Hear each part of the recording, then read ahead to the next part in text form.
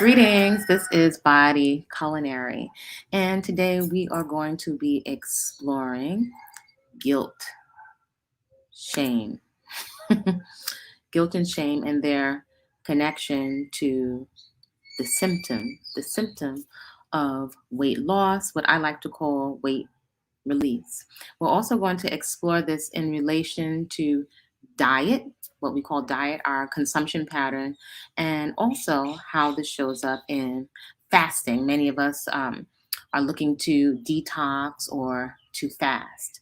So, this video is meant to be a support for those folks that may have concerns with carrying an unhealthy amount, which you or your doctor has determined as an unhealthful amount of adipose tissue, which is a symptom.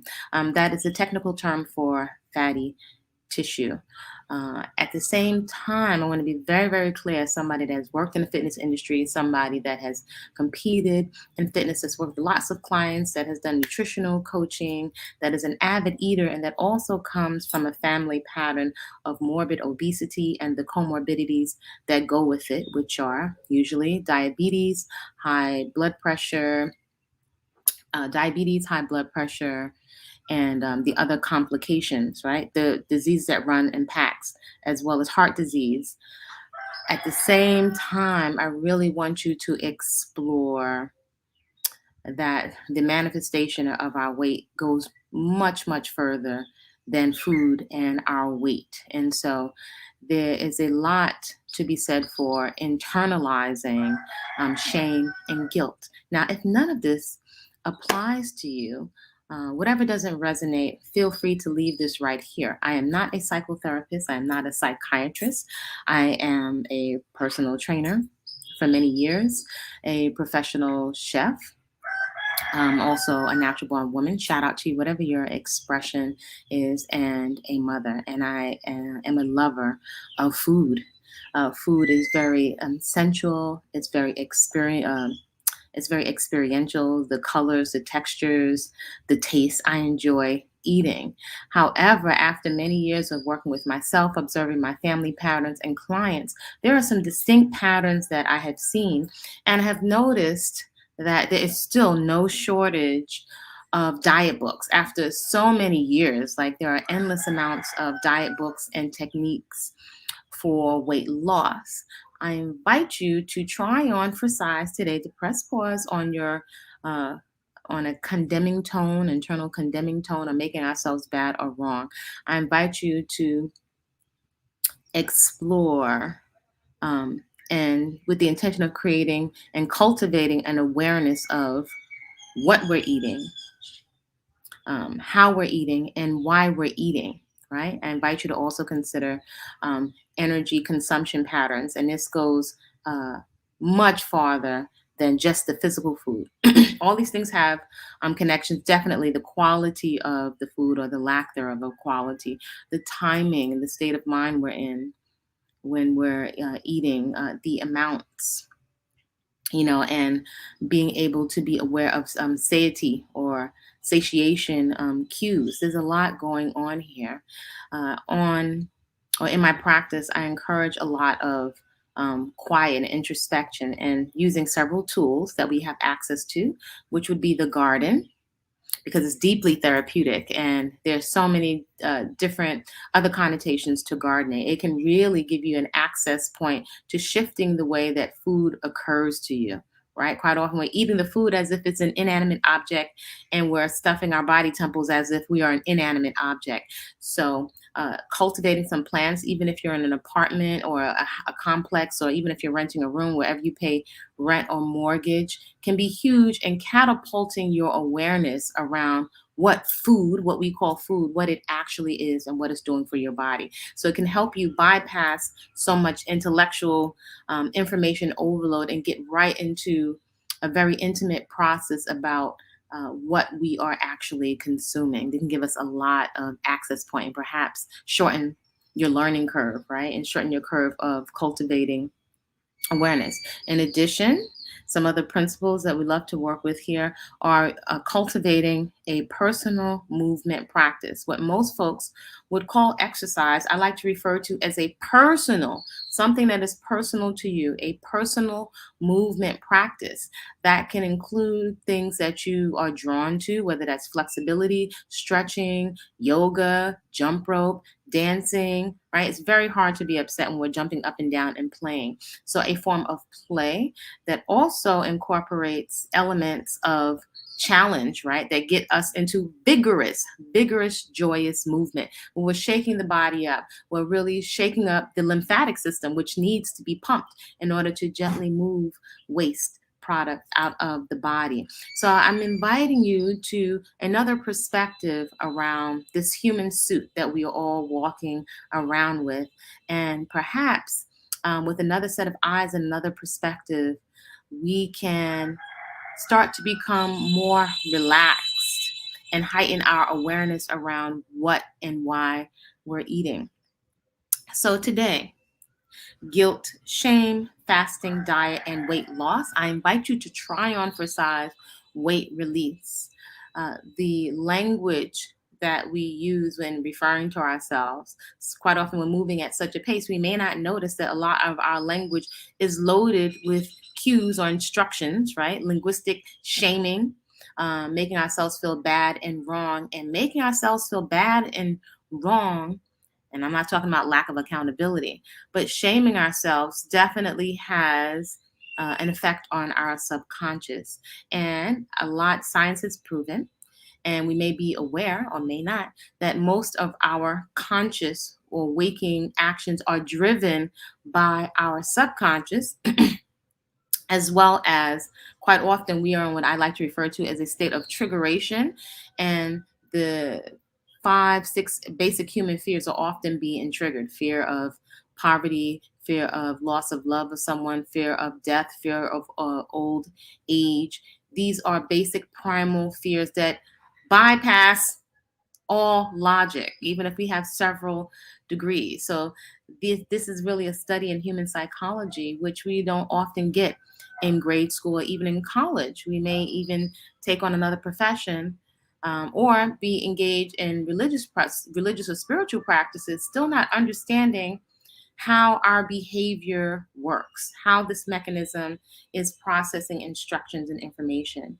So our goal here is to give ourselves access to becoming much more aware and relaxed around our energy consumption patterns, and looking to find a balance, what I like to call a sweet spot of taking in energy or food that we enjoy, as well as, and really, really important, energy and food that nourishes us at a cellular level, at a nervous system level, that nourishes our immune system, that furnishes us with the very critical vitamins like B vitamins that we are excreting, right? Those, all these chemical reactions that are happening when we are subjected to stress. Even if we close our eyes, right, and the computer screen of the mind is going on with an endless stream of thoughts and memories and looping, our body's having a physiological response, a chemical response to the stress, even if we are sitting still. So these are some things we may come into adulthood not really being aware of. All right, so here we go. Why we eat, what we eat, and how we eat it. You're invited today to pull up a comfortable position, get some water in a wine glass with some hot tea. I have mine covered so I don't burn myself. You're invited to get your water in a wine glass or some nice tea. You're invited to look beyond the symptom the number on the scale and your clothing size. Why would a personal trainer and a professional chef, with a focus on healthy eating of whole, fresh, living, unprocessed foods, right? If any processing, you do it yourself, so you know what's in your food. Why would I make the recommendation of starting a garden? and not being so consumed with the number on the scale of your clothing size. Now, let's make a distinction. I love distinctions because we could be assuming that we mean the same thing or that we have the same context, but we may not, right? So we want to give ourselves a different access point to information that may be a blind spot. So if we don't have the results that we want, that would say, without making ourselves bad or wrong, that perhaps it's something that we're not aware of, right? And this is not just left to logic. So more to this later. So many of us have been approaching weight loss. I like to call it weight release from a superficial level, as if we are inanimate objects, right? As if we're making decisions merely from logic and common sense. So, as we can observe right now on the planet, human beings, we don't often rely on our common sense. We're very emotional. We make many of our spending decisions based on emotions and triggers, right? And feelings. And we also have a tendency to compromise the health of the body and the organs, our own health, and perhaps even the health of other human beings from that state of triggeration, from a place of emotions. So, will we ever knowingly put our body temple in harm's way? That doesn't make sense. However, we can plainly see, even perhaps in your quiet moments, that we have, without demonizing ourselves, eaten things that we have identified are unhealthy, whether that be cigarettes. And even with cigarettes, I'm inviting you to press pause on the condemnation or the judgment of ourselves. If we're taking things in that we know compromise the liver, some of us may have experienced or know folks that have taken in extremely harmful drugs, really powerful narcotics or drugs in order to achieve a state of what we may rationalize or justify as calm, right? So, what are we calming ourselves down from? What are these tremendous triggers that would have us take these mind altering and quite often brain compromising, organ compromising, compromising our skin, the appearance of our skin, aging us dramatically, causing us to look old and to lose teeth? This makes no sense. So I invite you to ask the question, to have a healthy sense of curiosity about the why. And even if you don't come up with the answer right now, I can definitely uh, tell you that quiet and learning to cultivate quiet or having practices, whether that's your movement practice or garden or taking your time to prepare really beautiful food for yourself, can give you access to your own onboard divine intelligence that each one of us was born with, to give you access to calm so you can hear and start to actually cultivate a trust and space for yourself to be aware of why you're making the decisions that you're making, particularly if you have identified. So, kind of like if you imagine that you are standing outside of yourself watching yourself, or if you are watching yourself as a child, you go beat the child up if the child falls down on the ground when they're learning how to walk, or you don't kick the child in the back. Do you harshly criticize the child, making them wrong, or is your intention to gently guide them so they can make the decision eventually when you're not around, that they will make decisions based around seeing themselves as important, wanting to be healthy, and to be happy? You would be encouraging, you would inform, you would educate. So it's no different when we're dealing with ourselves and that part of us that is primal, ageless, we would even say as a child, that is responding to hurt, to perceived hurt, that may be looping old damage or hurt. And so we're not really, we may be awake, but not really present to what we're doing. So in those moments when fear, looking at this big beautiful squirrel over here, fear is triggered and guilt and shame is triggered, we go into an automatic pilot with certain behaviors. When we're children, it can start out with cookies and candy, which don't have any nutritional value, right? They don't make our teeth nice and shiny. Actually, they rot the teeth.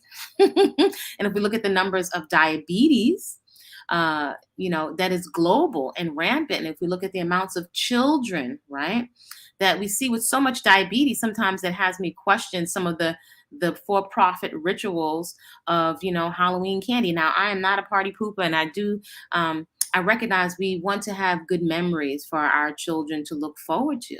However, it's a conflict of interest if we're seeing children now with type 2 diabetes, right, and obesity, which are uh, diseases of lifestyle consumption patterns. So there's something for us in our quiet moments. We have the opportunity to acknowledge, or at least to have a curiosity of why. Definitely, I can say as mother, something I like to say quite often is children do not do not purchase, not with a credit card with money. Children don't buy groceries, right? Children don't buy groceries. Quite often, we're sharing our states of mind, how we cope with stress, our eating patterns with our children. And when we are reprimanding them, disciplining them, whether that be with sweet treats to get them to do something, we are engaged in behavior modification. So these may have been patterns that have been passed down to us from our own parents. So again, I invite you to suspend press pause on making yourself bad or wrong with the intention of cultivating more awareness. And the more you can relaxation actually is a huge tool in our toolbox. Activities that allow you to or give you access to relaxation actually is huge, can go a long way in cultivating awareness. Why? Because it gives you the space to listen to your own internal responses, to start to observe your knee jerk reactions to the triggeration and the stress that may perhaps be coming at us through the screen and interactions with our loved ones or our coworkers, or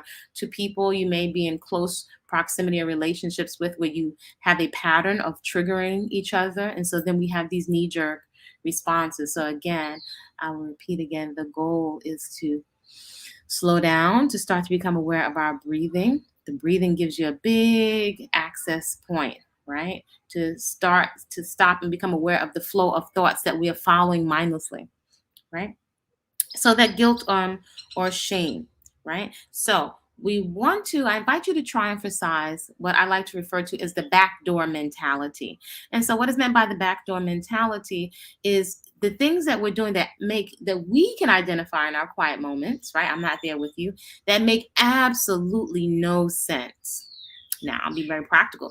This could be akin to putting our reproductive organs in harm's way, drugs, alcohol, any kind of unsafe behavior that could damage our human suit that we need to be very flexible, pliable, and strong and alert while we're moving about on this earth plane. So if we're placing in harm's way, I'm not saying that we should never have fun, but I invite you to consider if if these are narratives that you have created for yourself on what fun is. Right? Do you think of fun as boring, as not exciting? Perhaps it's more exciting to do things that damage the body temple. I can definitely tell you needles aren't fun, surgery isn't fun, and it's actually quite expensive. But again, the goal is not to make ourselves bad or wrong. So let's get into and explore. I'm just going to look at some of my notes here. Let's get into and explore guilt and shame, fasting, diet, and weight loss. I invite you to try on today, weight release. Now, I have worked for several years in a well-known holistic health center, and we did quite often, one of the main things people would come to the holistic health center for was fasts. A 1-day fast, 3-day, 7-day, 14-day.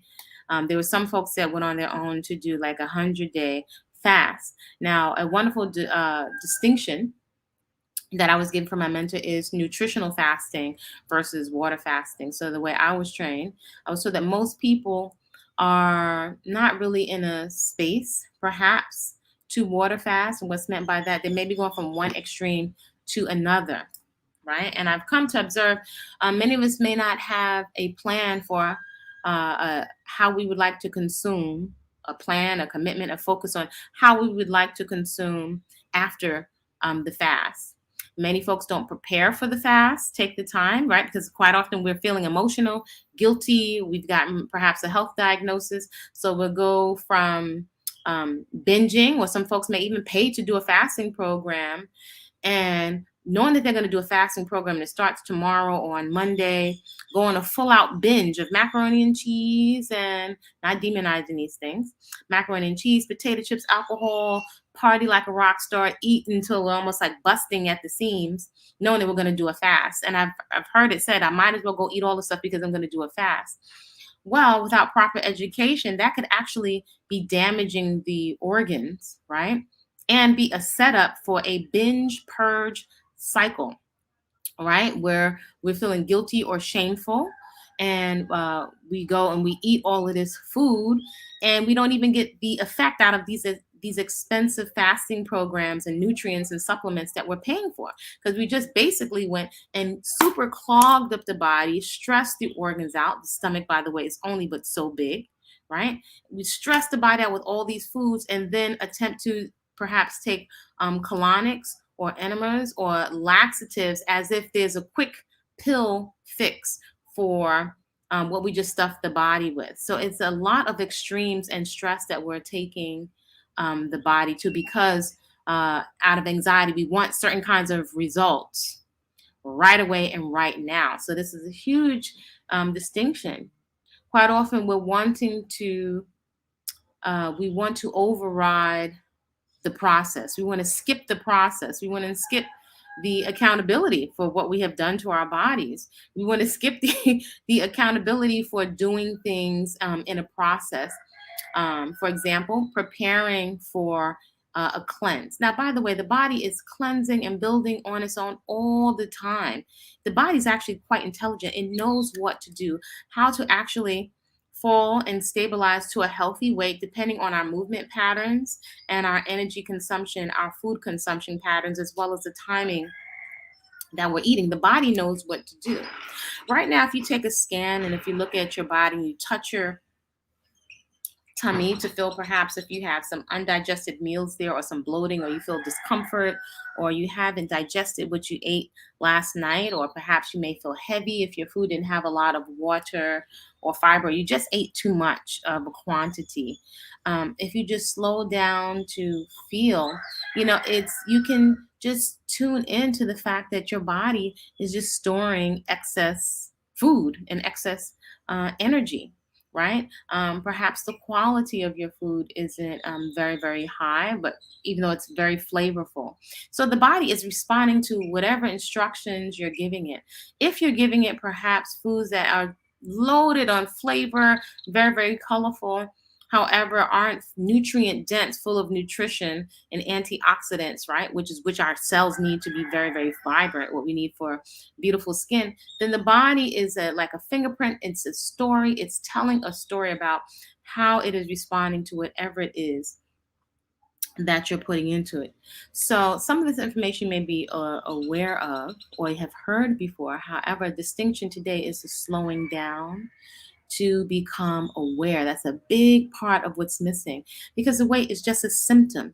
It's not at the base. The weight is not the why, right? The number on the scale and the clothing size is not the why. So quite often we're so anxious at judging ourselves, we go for the number without perhaps even making the distinction that the scale cannot tell the difference. If I jump in the scale right now, and I'm usually around 130 and petite, and I may carry it a different way than some other folks, depending on the composition of my body.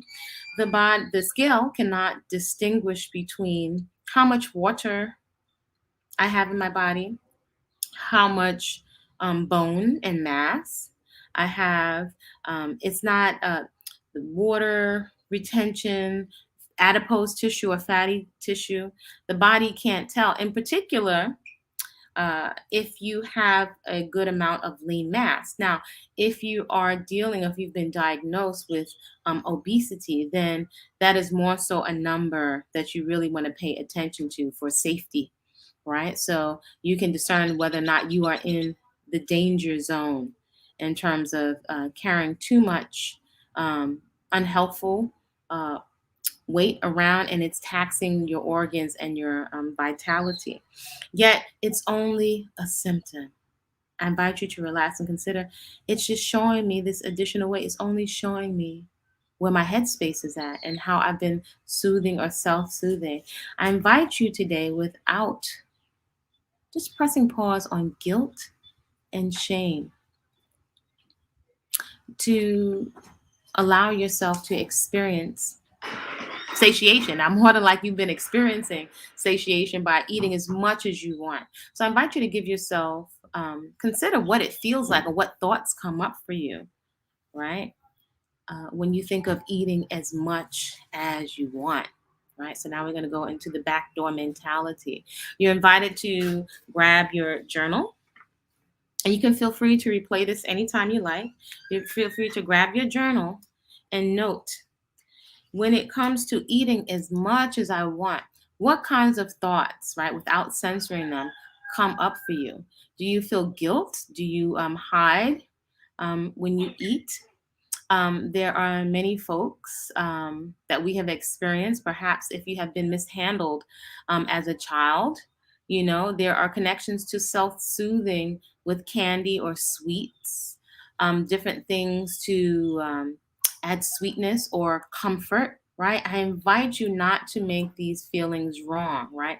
Just to give yourself access to seeing, hmm, what could be going on there if I need, let's say, for example, with diabetes, why do I need so much sugar? Why do I abhor or avoid like the plague any kind of bitters, which are actually, I consider, a food group.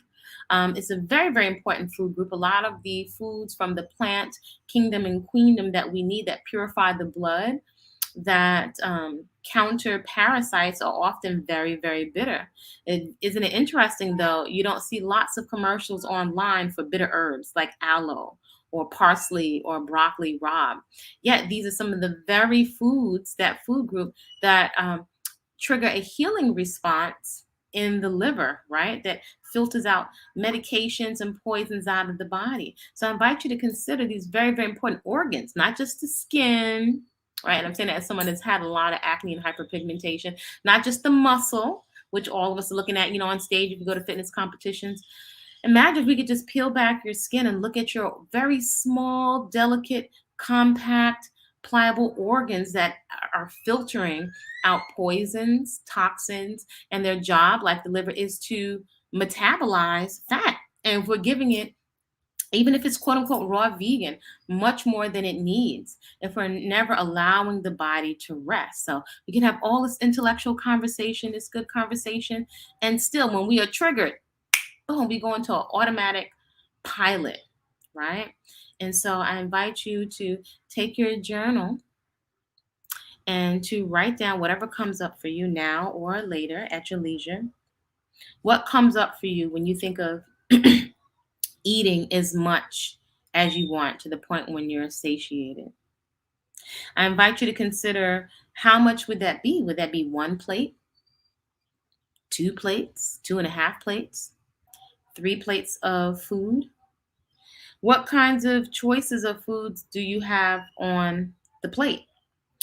When you are triggered or you're looking to soothe and to comfort yourself. Now, we're not just talking nutrition, we're talking about the amounts, the textures, the smells. What is your state of mind? Do you find when you're dancing and you're doing your movement practice, are you craving foods then? I know for me, for example, someone that loves to eat, the last thing I'm thinking about when it's time to dance and play is food. So isn't that interesting? Can you note the times where you're just not concerned about food, or where you have no cravings per se? I invite you, this next question, to consider a time where you just felt like you're just naturally not hungry. This could be in the early morning when you wake up. For some people, it's at certain hours. Many of us today find ourselves eating mindlessly into the evening, and a lot of times it's not even true hunger. So, can you distinguish? Can you distinguish when you're eating for comfort and flavor, in contrast to eating for nutrition? Next, I invite you to explore, how often are you eating for nutrition? Just for your cellular level, just for vibrant skin, just for energy. How often is that your focus when you're eating? How does that show up on your plate in terms of your food choices? So if we have one, a standard size plate, not a serving platter, but a plate, how much would you say of a percentage, half, a third of that plate, of the items on that plate selected are selected for the nutrient density to really nourish and furnish your pituitary gland, your pineal gland, your spleen, your kidney, your liver, your appendix, your colon? How much of what is on your plate have you chosen, particularly specifically prioritizing the health and vitality of your body temple, of your human suit, which we're all going to lay down at some point, right? But while we are here in this human suit, in this incarnation, how often are you prioritizing? Is that a thought process for you? What does that look like? How does that show up for you? So I invite you to take a moment to write that down, uncensored, and to see what comes up. I also invite you to consider the tone of your language to yourself. So these different questions that you're asking for yourself, right? And it's really simple. This is actually very practical. Can you notice if your tone is highly critical? If it sounds mean, like, who the heck, you know, is she talking to me? How nobody's gonna tell me? Is it automatically having a trigger reaction? Nobody's gonna tell me how much to eat. I eat what I want to eat when I want to eat. These are just a part of our intelligence. Some people say the voices in our head. I invite you to consider there is an onboard intelligence, and multiple intelligences and information that we are processing. So I invite you, as you're answering these questions in your journal, this is very, very important, right? To note the tone. If it's a bullying tone, if it's hypercritical, if it's mean, if it's an appeasing tone, right? I'm going to give you some little more ice cream because we're going through this. We're going through a breakup. I'm feeling very lonely right now. Can you notice the tone of your internal, some people say voice, I would say intelligence that's communicating with you? Again, here is a time where you can really maximize the benefit of quiet and some of your quiet activities that give you access to turning inward, right? So you can observe, right? So you can cultivate the mental muscle of awareness, right? So, because if we're not aware, it's highly likely we will be ineffective at making changes, right? We're, again, coming at diet and exercise, we're getting glow in the dark heart rate monitors and new outfits and new sneakers.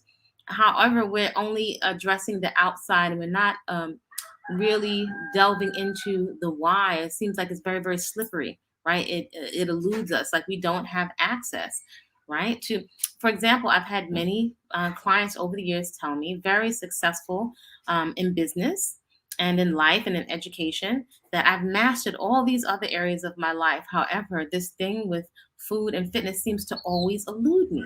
Like, what is it? And these are really accomplished, highly intellectual people. So isn't that interesting? That many humans, this is one particular area where that self-soothing and that comfort, even at sometimes the detriment to our organs and to our vitality and our body temple, this is a phenomenon that's actually quite common. And it doesn't appear that many of the food companies that market comfort foods, superficially comforting foods to us, uh, that is really their priority to have, basically not have us on a whole stroll and addicted to substances, as I like to call them, masquerading as food. So your journal, and perhaps going over this exercise several times, the goal would be giving you access to your own thoughts, slowing down to see the pattern, which is usually a lot of times we're having quite often we're having the same patterns of thinking over and over again, quite often for years. And these patterns and these emotions quite often are directly linked to our behaviors, right? And our consumption patterns.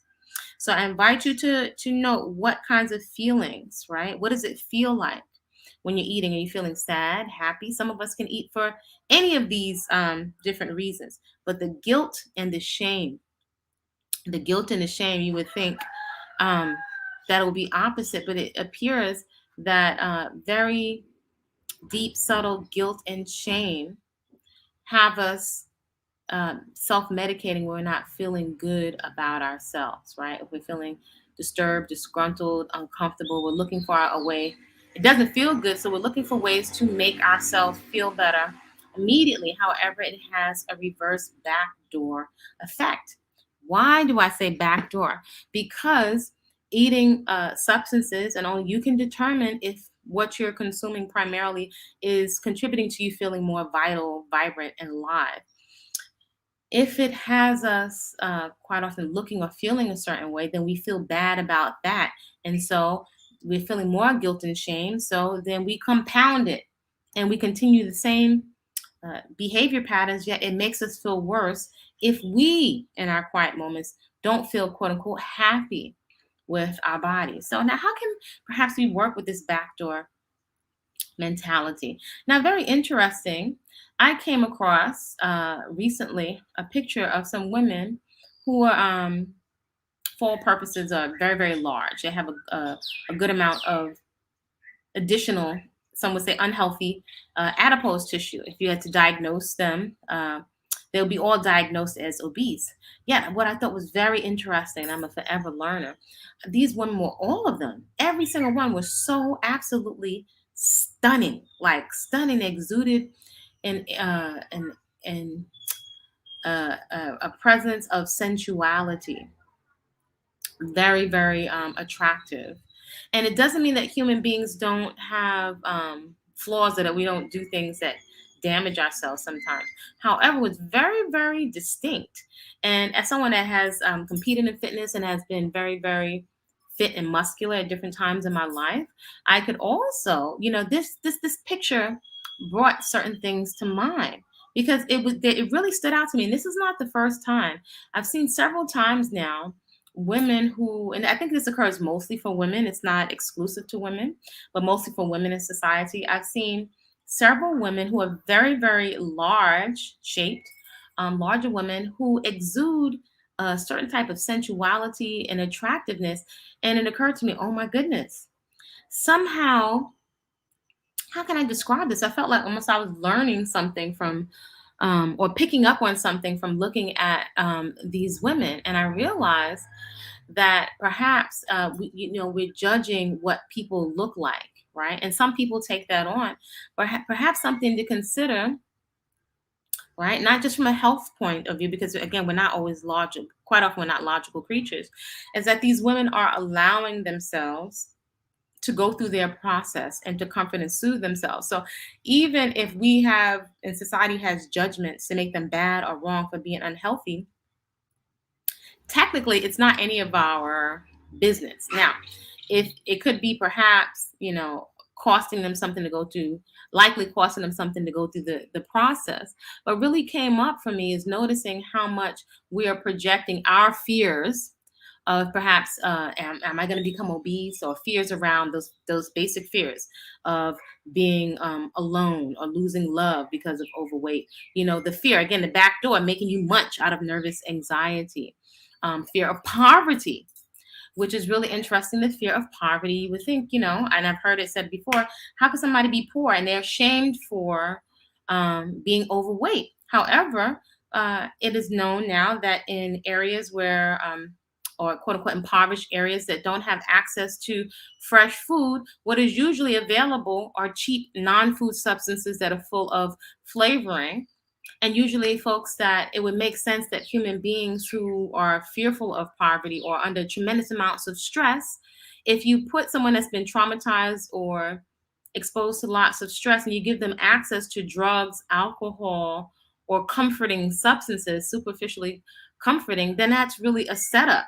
It's a setup. It's not like they're surrounded by fruits, and vegetables. So in a food desert, how interesting is it that most of what is accessible are very highly addictive liquids and substances that have a compound effect of becoming more addictive and create more addiction, create more diabetes. They have lots of color and sweetener and flavoring, yet they cause addiction, and they don't really deal with trauma or problem solving around poverty. They don't nourish the brain or the body with B vitamins that help us to deal with stress. They actually deplete. Um, the vitamins that we need. So actually, the back door mentality is like a setup. Stress is coming at us through the back door, and it's like drugs are being slipped to many people through the back door. How interesting is that? So, with this information so far, if we press pause, and you're welcome to write this down, do you feel a bit more compassion for yourself? With more information and education and another perspective, can you give yourself some ease?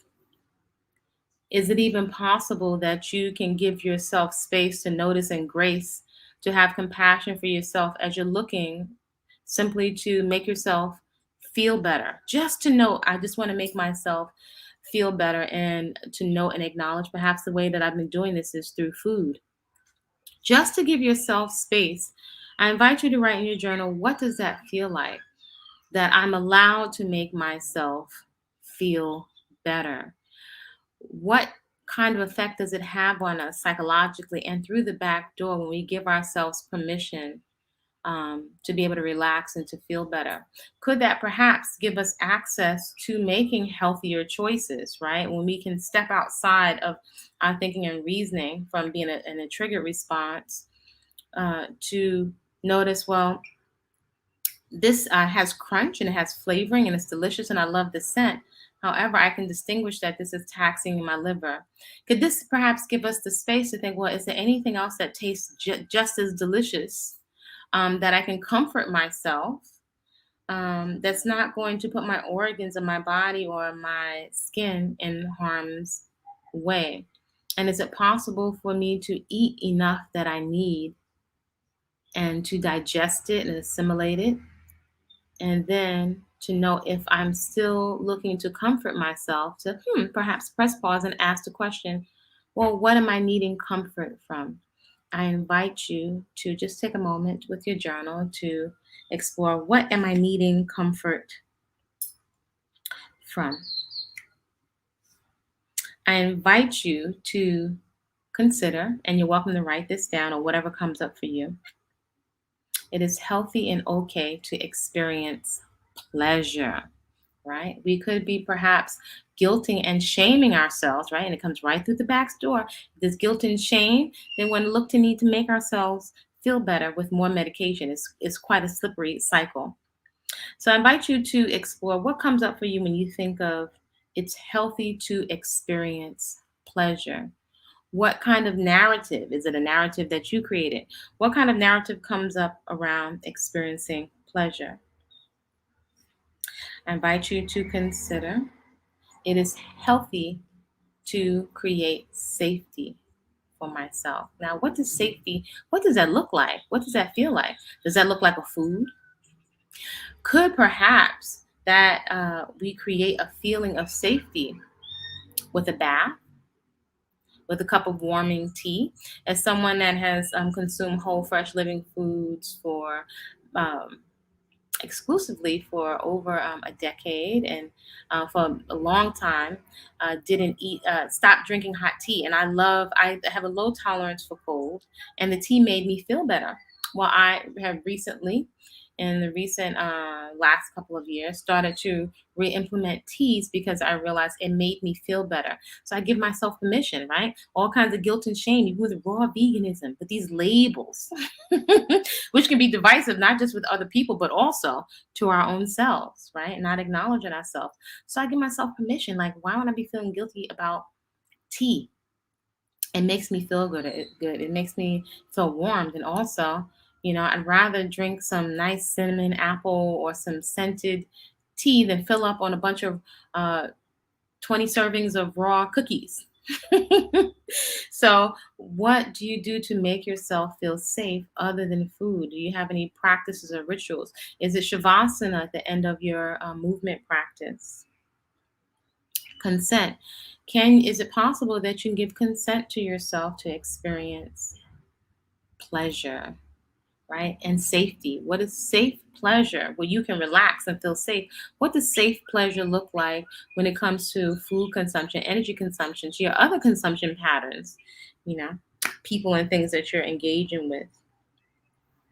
I invite you to consider a question. If you've eaten some beautiful food, or if you even call to mind some times that you've had some really delicious food that's very beautiful and pleasing, and you finished the plate, maybe went back for a second serving. I invite you to ask and tune in with your own divine onboard innate intelligence. Why am I not satiated? Am I satiated? Right? I can look at the amounts and and I invite you to look up how big actually is your actual stomach organ. You may be surprised. So I invite you to consider and to write down what comes up for you. Why am I not satiated?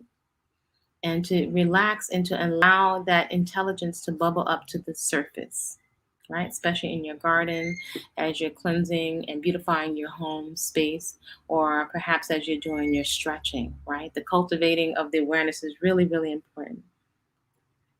I advise you, not advise, I invite you to observe the narrative around how you're feeling about your body temple. Do you notice if you're very critical?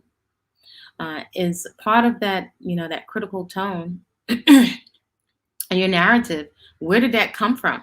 Is it coming outside of you, from perhaps those that are marketing products to you? It can be very beneficial to observe this narrative over an extended period of time. And here's where your movement practice is a huge tool, because your movement practice, after that vigorous, joyous movement, even if sometimes it's challenging, but safely challenging, after expending yourself, you can really start to calm down and get quiet. It's tremendous in giving you a physiological access to quiet and calm after you expend yourself vigorously.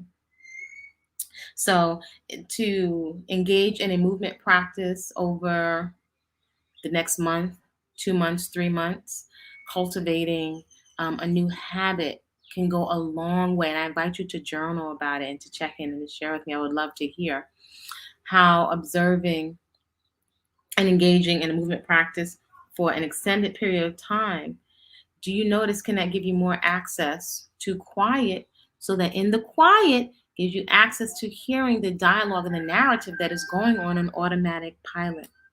Okay, so here are going to be some other practical tips and coaching for exploring our consumption patterns, right? Giving us some of the options, right? Some of the access points other than the guilt and the shame, right? Because we know we want to make ourselves feel safe and okay to experience pleasure, healthful, vitality filled pleasure. So we're going to explore experiencing satiety or satiation. We're also going to, I invite you to explore some basic education around the function of your organs and what the organs need. For example, the liver loves sour foods and bitter foods, lemon, lime, parsley, broccoli rabe, all different types of leafy greens, right? That are nutrient dense. Nutrient density is going to give us that satiation at a cellular level. So the education also of the working of our organs. Now, some ways that we can work with ourselves and emotions, right? Because quite often we're emotional. We're moving out of emotion more so than logic. I invite you to explore spices. So now we're looking at your food personality, as I like to call it. I invite you to explore spices, right? And how they can elicit emotions and feelings, just even the aromas. For example, cinnamon, even though it's great for the insulin and our blood sugar levels, it can actually kind of trick your palate into thinking that you're getting something sweet when you're not. So it can be a wonderful alternative to sweetener or even expensive sweeteners that you would find at the health food store. Also, I was raised that women sweeten a home with cinnamon by boiling it in a pot and allowing the aroma to go into the air.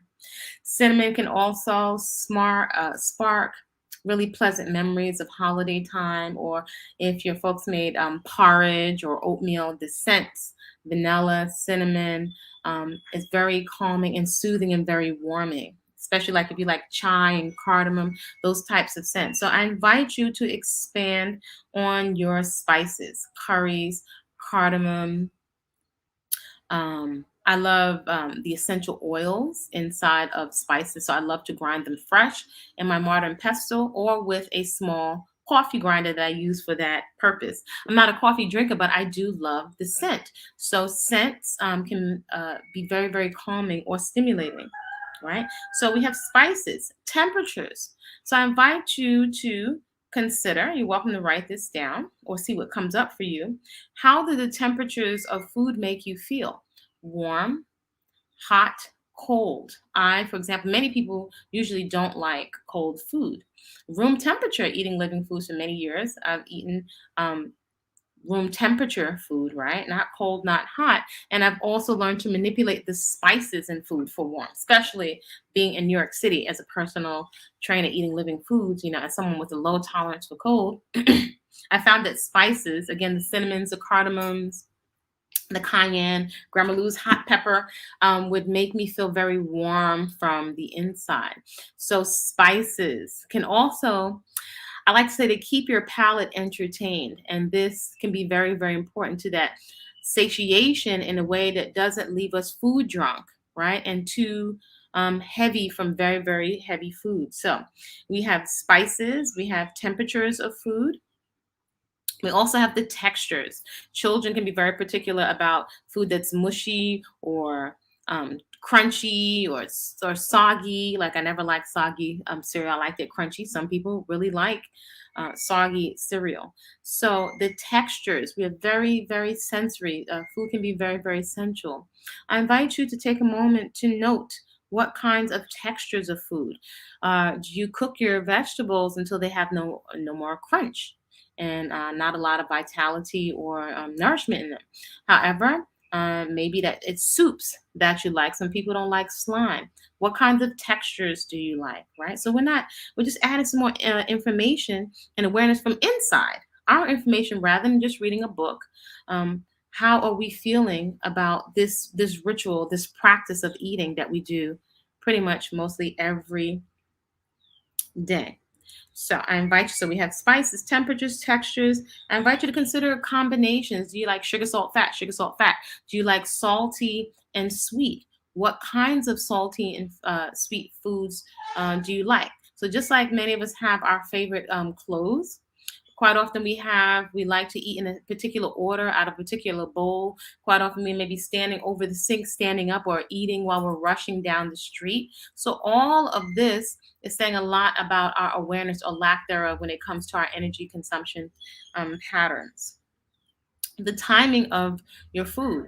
In addition to the combinations, are you eating too late for you where you're not digesting the food? Perhaps you have a work schedule that is in reverse, and so your internal clock is thrown off.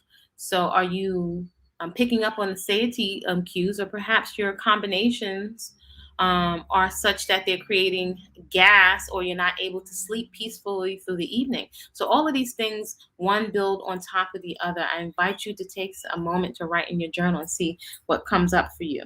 So, we have rituals, or maybe we don't have any rituals if we're not preparing our food. Quite often, we have rituals, and I invite you to create rituals around your food preparation. That could be, I've gone to ashrams where people chant beautiful mantras while they're preparing food. I quite often will put soul music on, or sometimes just listen to the birds as I'm preparing.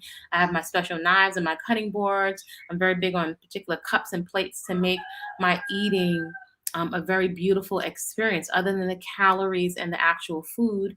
How I'm eating, when I'm eating, what I'm eating, looking at nature, getting quiet. It can be very challenging, and I invite you this week and moving forward to see if you can go for a while with no stimulus while you're eating, not in front of the computer, not if you're arguing. We've heard this before.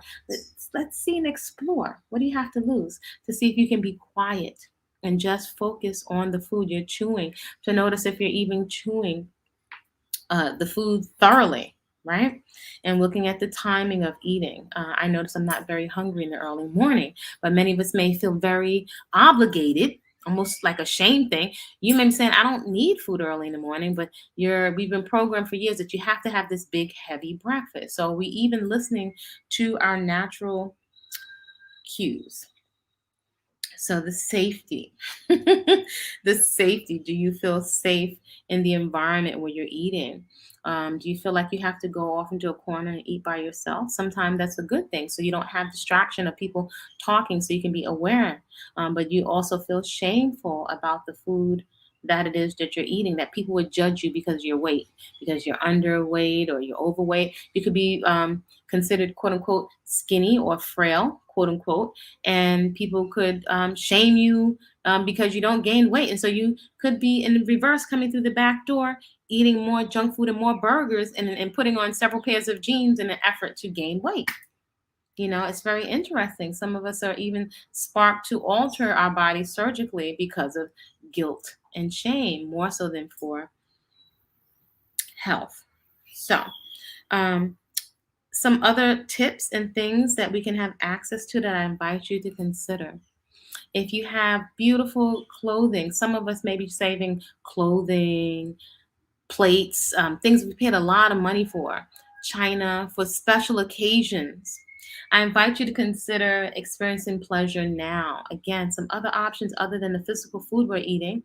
I invite you to put on the very fancy dress or the things you've invested your money in now, to not put off enjoying, your life and the things you've invested in and worked for, right? Do we have guilt and shame, or are we putting off pleasure? Could that perhaps be connected to guilt and shame? We're just saving up, waiting to live life at some unforeseen time in the future. I invite you to experience the pleasure. What comes up for you if you think of those three things that you're saving for a special occasion? What kind of feelings come up for you? Are you saving it maybe until you get chosen or married? But it's been 15 years.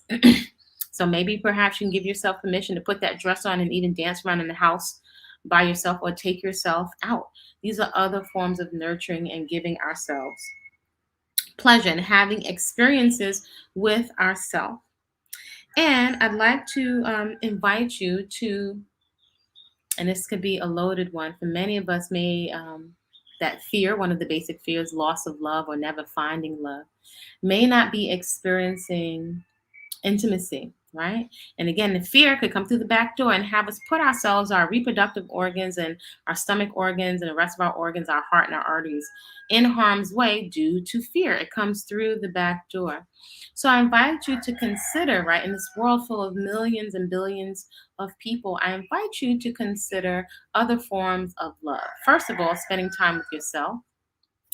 Maybe perhaps extending yourself to some babies, or being a community mama or auntie in your community, so you can experience or get your parent on, or your nurturing on, without the children necessarily having to come through you. You can really have the experience of parenting, of holding babies, puppies. I really invite you also to explore that friendships definitely are another form of love. And sometimes we think it just has to be romantic, which quite often can fade after a while. However, there's the reality: we may have more friends than lovers and husbands and partners. So I invite you to consider really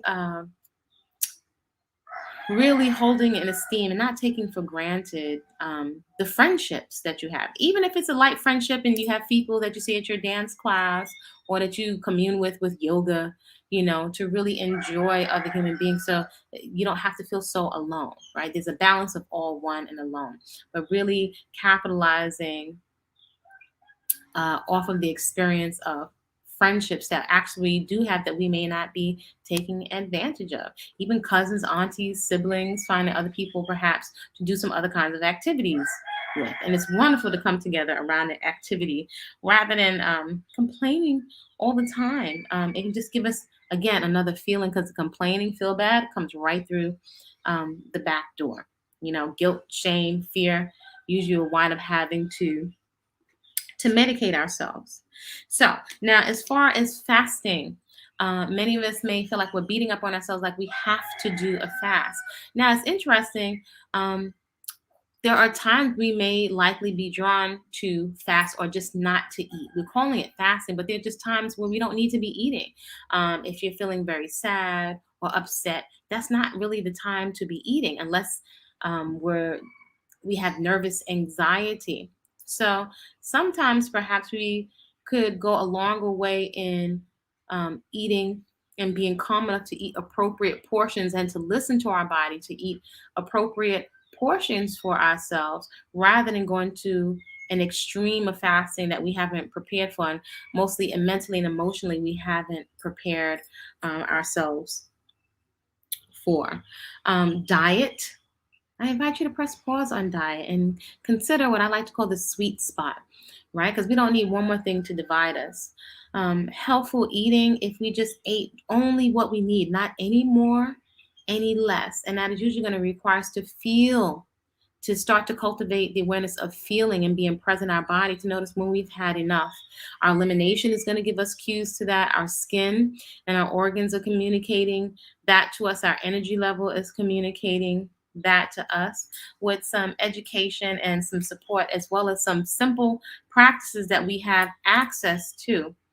We can perhaps have access to neutralizing the guilt and the shame that come in around food, fasting, and diet. I invite you to consider peaceful consumption, consuming in a pattern that is peaceful to your arteries, your brain, to your skin, to your mood, to your vitality. And we didn't even need to add any labels. So, this is Body Culinary, professional chef, personal trainer, nutrition coach. I would love to hear how your journey is going. You're welcome to come and join me for Goddess Cakes, living passion cakes that are raw vegan. You don't have to be. I like to say living foods for living bodies, eating for vitality, longevity, also foods. Nature is giving you so many treats. There's really no reason to cheat. And if you are quote unquote cheating, I invite you to just take the time to unpack that and see what lies there. So I would love to hear from you, hear how your journey is going as we continue on this path of cultivating awareness around peaceful consumption. So we'll talk soon. Feel free to avail yourself of the guide, Whole Living Foods in the Hood, Part 1, with menus to fit your budget. That is not so much the recipes. However, you're going to see colorful pictures of what I've been doing with my family. I've always felt that eating healthy should not, it should, let me speak in the positive, should be accessible to all of us. And it's a lot simpler than we think, right?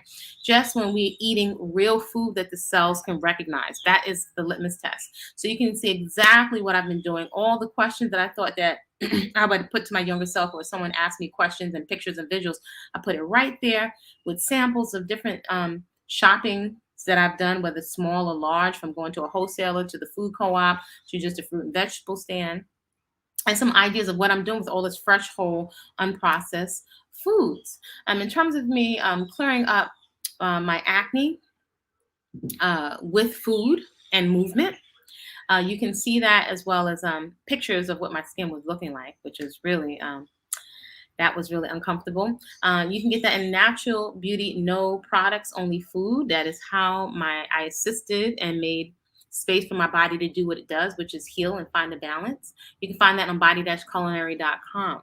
I invite you today to consider taking on being 110% responsible for your health. It doesn't mean that things can't happen. However, I think you can feel a sense of peace and also give your body the best chance of having a healthy immune system and response when we just make a decision to take 110% responsibility for our health. That will likely require some education, making some distinctions, learning some new ways to prepare food, and to take your lifestyle on the road, and to make it pleasant for yourself and your family, especially if you're a mom or a community auntie. So those resources are available to you. If you need to reach out to me further, feel free to do so at info@body-culinary.com. I'm wishing you well, and I look forward to continuing this journey with you soon. All right, then.